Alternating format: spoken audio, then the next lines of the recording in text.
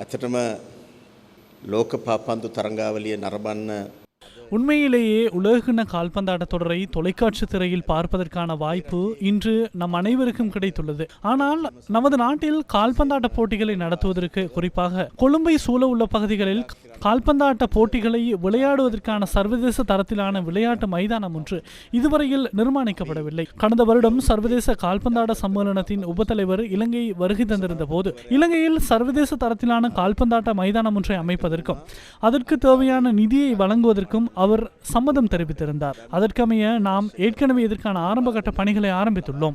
அந்த திட்டத்தை உத்தியோகபூர்வமாக ஆரம்பிப்பதற்காக நீர்கொழும்பு கடோல்கலே பகுதியில் தற்போது விளையாட்டு மைதானம் தெரிவு செய்யப்பட்டுள்ளது.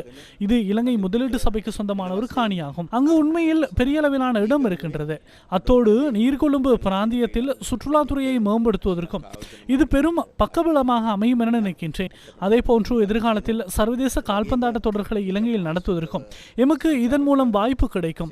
எனவே இதற்கான ஆரம்பகட்ட சட்ட ரீதியான நடவடிக்கைகளை தற்போது நாம் ஆரம்பித்துள்ளோம். கால்பந்தாட்ட போட்டிகளுக்கான அந்த சர்வதேச தரத்திலான போட்டிகளை நடத்தும் அளவுக்கு நாம் இன்னும் முன்னேறவில்லை அல்லது அதை மேம்படுத்தவில்லை.